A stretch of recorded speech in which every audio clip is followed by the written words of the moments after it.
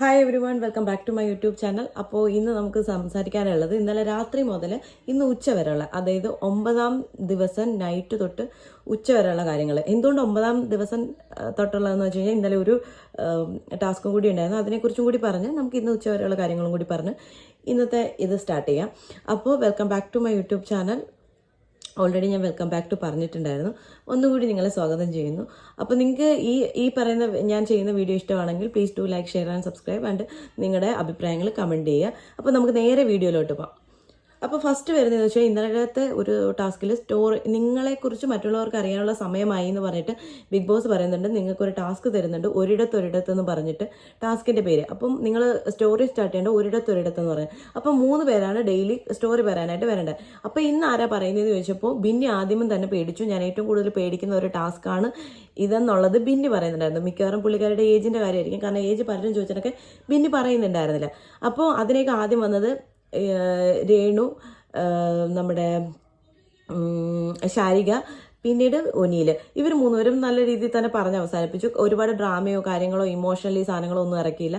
പറയേണ്ട കാര്യങ്ങൾ ഇത്രയാണ്: എവിടുന്നാണ് വരുന്നത്, അച്ഛൻ, അമ്മ, ഇയർ, ജനിച്ച വർഷം, അങ്ങനെയൊക്കെയുള്ള കാര്യങ്ങൾ, അവരുടെ കുട്ടിക്കാലം, ഇതൊക്കെയാണ്. അതെങ്ങനെയാണെന്ന് വെച്ച് കഴിഞ്ഞാൽ ഇവരെല്ലാവരും കൂടി ഇരിക്കും, ഓരോരുത്തർ ചെല്ലും, ഒരു ബൗളിൽ നടക്കും, ഒരു ആദ്യം ഇവരുടെ ഇൻട്രൊഡക്ഷൻ കൊടുക്കും, അത് കഴിഞ്ഞിട്ട് ചീട്ടെടുക്കും. അപ്പോൾ കുട്ടിക്കാലം വരുന്നതെന്നുണ്ടെങ്കിൽ ആ ഒരു ബസർ ടു ബസർ എന്ത് ചെയ്യുക ടൈമിൽ പറഞ്ഞു തീർക്കുക. ഇപ്പം അവരുടെ കരിയറിനെ കുറിച്ചാണെങ്കിൽ അങ്ങനെ ഇവർ 3 പേരും നല്ല രീതിയിൽ പറഞ്ഞു. അതിൽ ശാരികയുടെ കാര്യത്തിലാണെന്നുണ്ടെങ്കിൽ പുള്ളിക്കാരി ഡിവോഴ്സ് ചെയ്യാണ്. നല്ല രീതിയിൽ കുറേ ട്രോമയൊക്കെ ഉണ്ടായിട്ടുണ്ട്. പക്ഷേ ഇതെല്ലാം തന്നെ ഈ രേണുവിൻ്റെ കാര്യത്തിലായാലും ഒനിയിലായാലും തന്നെ ഒരുപാട് ഡ്രാമയോ കാര്യങ്ങളോ ഇമോഷണലി ഇതൊന്നും ചെയ്തിട്ടില്ല. ഒരുപാട് ആൾക്കാർ കാണുന്ന നമുക്കറിയാം. കഴിഞ്ഞ വർഷം ഇതിനിറക്കിയ പോലുള്ള സ്റ്റോറിയോ കാര്യങ്ങളോ ഞാൻ പ്രതീക്ഷിക്കുന്നില്ല. കാരണം അത് കണ്ടതുകൊണ്ട് തന്നെ ആൾക്കാർക്ക് ഒരു പേടി ഉണ്ടാവും. എന്തെങ്കിലും പറഞ്ഞു കഴിഞ്ഞാൽ നമ്മുടെ ഇത്ര ആൾക്കാർ കണ്ടുകൊണ്ടിരിക്കുന്നതല്ലേ, കോൺട്രവേഴ്സി ഉണ്ടാവും, കള്ളത്തരം പറഞ്ഞ സത്യം പുറത്തേക്ക് വരും എന്നുള്ളത് ഉണ്ടായത് കൊണ്ടാണെന്ന് തോന്നുന്നു. ആരും തന്നെ ഒന്നും പറയാനോ ഒന്നും നിന്നില്ല. അതേപോലെ തന്നെ ഇവരാരും ഇമോഷണലി ഒന്നും ആരും ഇത് ചെയ്യാൻ നിന്നില്ല. എല്ലാവരും എന്ത് ചെയ്തു, അത് ചിരിച്ചുകൊണ്ടൊക്കെ തന്നെ പറഞ്ഞു തീർത്തു. നല്ല രീതിയിൽ അത് അവസാനിപ്പിച്ചു. വലിയ ഇതൊന്നും ഉണ്ടായില്ല. അത് കഴിഞ്ഞതിന് ശേഷം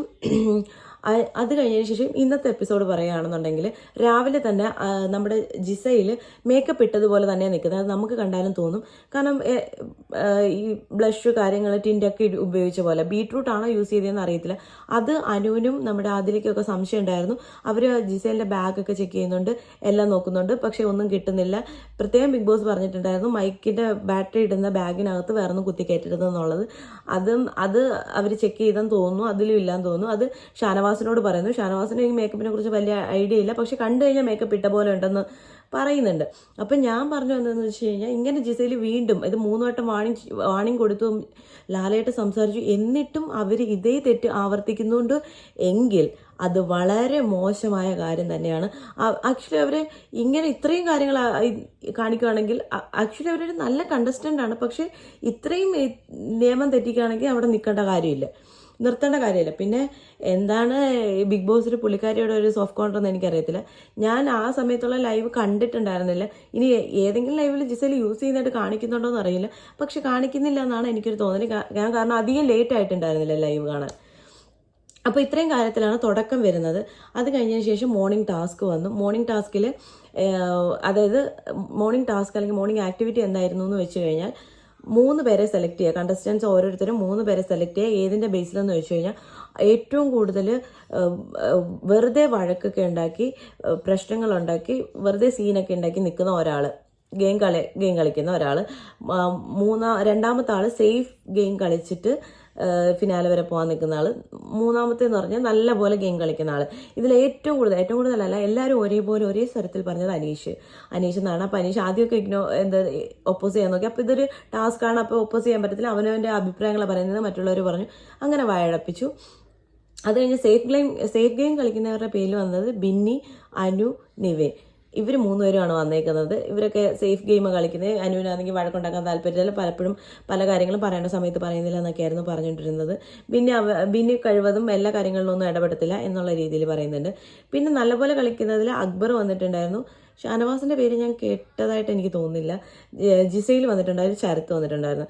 ശരത്തിൻ്റെ പേര് എന്താ ഇവർ പറഞ്ഞതെന്ന് എനിക്കറിയില്ല. പക്ഷേ അക്ബറും ജിസയിലും ഷാനവാസും നല്ല പ്ലെയേഴ്സാണ്. ഇതിൽ അക്ബർ, ജിസയിൽ, ശരത്തിൻ്റെ പേര് വന്നിട്ടുണ്ടായിരുന്നു, ബിന്നിയുടെ പേരും നമ്മുടെ ശാരിക പറഞ്ഞിട്ടുണ്ടായിരുന്നു. അപ്പോൾ ഇത്രയും കാര്യങ്ങളാണ് ഇവിടെ നടന്നിരിക്കുന്നത്. അനീഷ് അതേപോലെ തന്നെ ഇന്നലെ പാട്ടൊക്കെ പാടി കുറച്ചൊന്ന് ലിബറലായി, രസമായിരുന്നു.